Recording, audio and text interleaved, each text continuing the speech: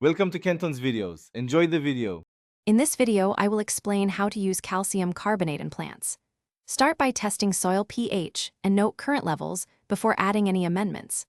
Apply powdered or granular calcium carbonate based on soil texture and crop needs, and avoid overliming to prevent micronutrient lockout.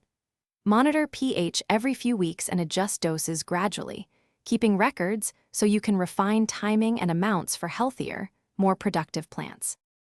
Measure the area and calculate the needed calcium carbonate based on your soil test recommendations and crop needs. Spread evenly, then mix into the top few inches of soil to speed reaction, or leave on the surface for slow correction in no-till systems.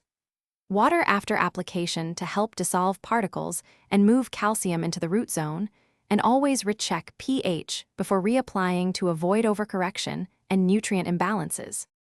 If this video is helping you, please subscribe and like so we can keep making useful plant guides. Quick recommendation: the Echo Dot smart speaker brings hands-free music, timers, and plant care reminders right into your garden routine, and it's a fun way to brighten your workspace.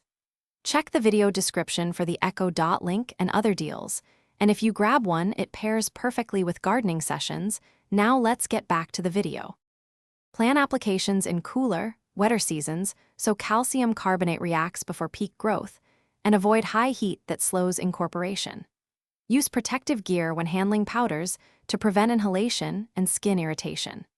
Keep amendments away from seed trenches and young transplants to prevent local pH spikes, and stagger applications if large corrections are needed to protect soil biology and maintain balanced nutrient availability for steady, healthy plant growth throughout the season. Thanks for watching. Consider subscribing if we helped you.